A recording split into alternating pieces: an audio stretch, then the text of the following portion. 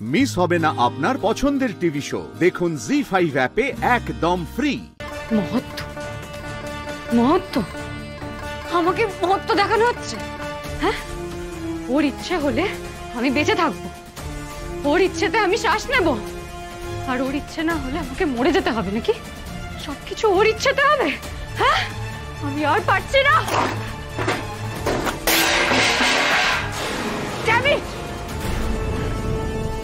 ভাবি, তোমরা এই ডিসিশনটা কেন নিলে? আনার ডিসিশনটা কেন নিয়েছিলে? এটাকে তো আমি মরে গেলে ভালো হতো, আমি মরে গেলেই ভালো হতো। আমি আর পারছি না, আমি আর সত্যি পাচ্ছি না। আমি সবসময় হেরে যাবো কেন? সবাই সবসময় ওর সাপোর্ট নেবে কেন? কেন কেন কেন? কি এসব আপনি কি করেছেন? আপনি বেড ছেড়ে উঠে পড়েছেন কেন? যা করেছি বেশ করেছি। আমি বাড়ি যাবো, আমি এক্ষুনি বাড়ি যাবো। হোয়াট? বাড়ি?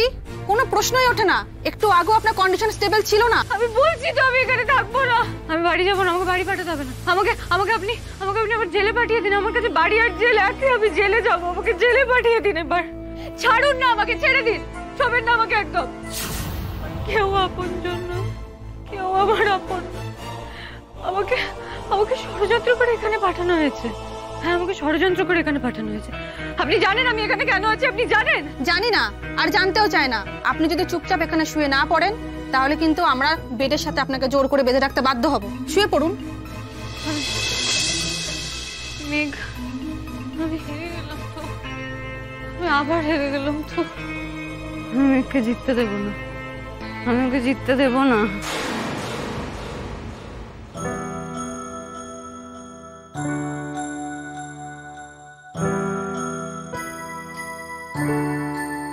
আরে, এটা সঙ্গীত শিল্পী অমর চক্রবর্তী না? আরে উনি তো মেঘের গুরুজি। কি বলছো? এত বড় একজন শিল্পীর শিষ্য আমাদের মেঘ। তোমরা জানো মেঘের মতো মেয়ের এত ভালো একজন সঙ্গীত শিল্পী হয়ে ওঠার পেছনে কিন্তু এই মানুষটির অবদান সবচেয়ে বেশি, পণ্ডিত অমর চক্রবর্তী। এই, ওনার সঙ্গে একটা ছবি তুলি। চলুন চলুন। বলবি?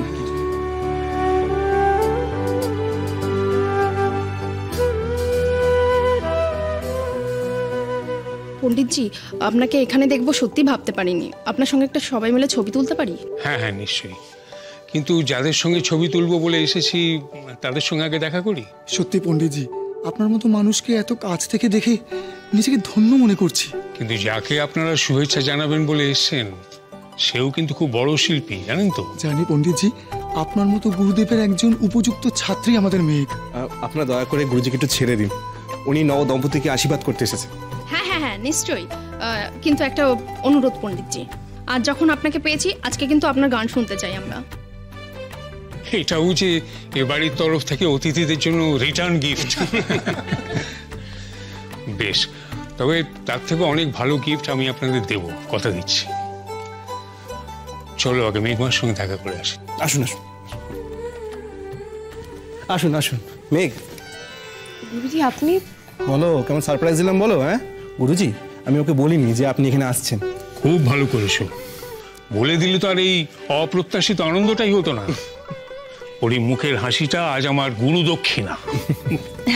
Thank you. আরে দাঁড়াও দাঁড়াও, আগে ভালো করে আমার কন্যার মুখটা দেখি। আরে কি সৌভাগ্য আমাদের গুরুজি, আপনি নিজে এসেছেন। আমি মেঘের শাশুড়ি মীনাক্ষী গাঙ্গুলি। ও বাবা, আপনি তো বিরাট বড় ডাক্তার, নাম শুনেছি। আপনার মতন বিরাট শিল্পী তো আমি নই, এই মানুষের শরীর নিয়ে কাটাছেড়া করি, এই যা। সেটাও শিল্প। আমার তো মনে হয় চিকিৎসা শাস্ত্র বিজ্ঞান আর শিল্পের সমন্বয়। নইলে আগে যেটা একসময় অসম্ভব মনে হতো, সেটা চিকিৎসকরা কি করে সম্ভব করছে। এই আপনার হাজব্যান্ড? আর বলবেন না, তার আজকের দিনেও কাজ। আমাদের পেশায় জানেন তো, এমার্জেন্সি হলে ওই ছাদনাতলার থেকেও ছুটতে হবে। আর এ তো ছেলের রিসেপশন। সত্যি গুরুজি, আপনি যে এসেছেন এটা আমাদের কাছে অনেক বড় ব্যাপার। আমি নীলের কাকিমণি। আমি কাকামণি, মানে নীলের কাকামণি। আপনাদের সবার কথা আমি মেঘের মুখে অনেকবার শুনেছি। আর গুরুজি, আপনার কথা শুধু মেঘ নয়, গোটা জাতির মুখে শোনা যায়। ভাগ্যিস আজ এখানে কোনো মিডিয়াকে অ্যালাউ করা হয়নি, নাহলে দেখতে হতো না। জিষ্ণুর কাছে সেরকম আশ্বাসবাণী শুনেই মানে নিশ্চিন্ত হয়ে এসেছি। আজকাল এরকম ঘরোয়া অনুষ্ঠানে বড় প্রাণের আরাম পাই, জানেন। আমরা ধন্য গুরুজি। এই নীল কোথায়? এই জিষ্ণু, এই নীলকে রাখো। আরে নীল তো আপনাকে দেখলে একবারে আল্লাতে আটখানা হয়ে যাবে। বাহ, চমৎকার দেখাচ্ছি। আপনাদের সঙ্গে দেখা হয়ে যাওয়াতে আমার খুবই আনন্দ হচ্ছে, এটা বলাই বাহুল্য। কিন্তু এটাও অনস্বীকার্য যে আমার মেয়ের মুখের এই হাসিটা দেখে আমার মন আজ ভরে গেল একেবারে। আপনাদের অজস্র ধন্যবাদ আমার মেয়ের মুখের এই হাসিটা ফিরিয়ে দেওয়ার জন্য। গুরুজি, মেয়েকে আমাদের পরিবারে পেয়ে আমরা খুব গর্ববোধ করছি।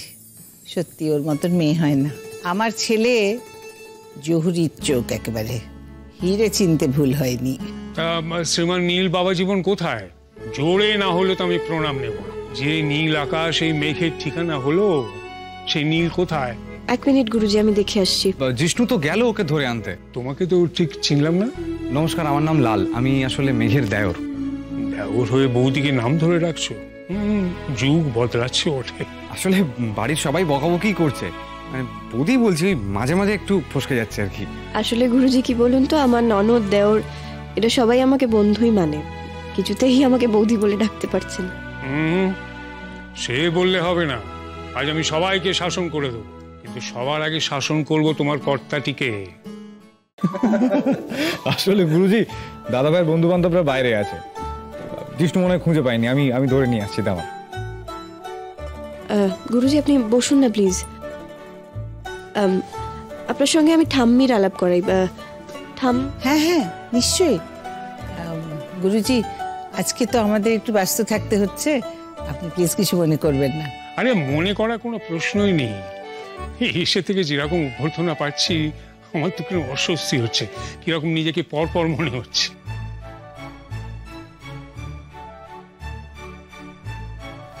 এ কি বলছেন গুরুজি? আমরা কিন্তু আপনাকে বেআই বাড়ির মানুষ হিসেবেই আপ্যায়ন করছি, বরং আমাদের তরফ থেকে যদি কিছু ত্রুটি থাকে মার্জনা করবেন। আপনি দাঁড়িয়ে আছেন কেন? আপনি বসুন না, আমি বরং আপনার জন্য একটু শরবত নিয়ে আসি। হ্যাঁ গুরুজি, ইনি আমাদের ঠাম্মি, এই গাঙ্গুলি পরিবারের চালিকা শক্তি। হ্যাঁ, আর সেই চালিকা শক্তিকে সবাই মিলে ষড়যন্ত্র করে একবার বসিয়ে দিয়েছি। এটা অন্যায় না, আপনি বলুন। বলছো না, আমার মা কিন্তু ভীষণ ঠোঁটকাটা। আরে আমরা এখনো বকুনি খাই। আরে মা, তুমি যে ওনার কাছে নালিশ ঠুকে দিলে, তুমি জানো উনি কে? আরে বাবা, খুব জানি।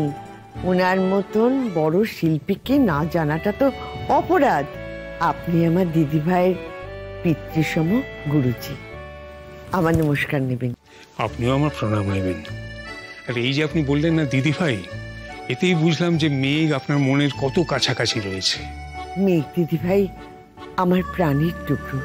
একদিকে নীল দাদু ভাই আর একদিকে আমার মেঘ দিদি ভাই।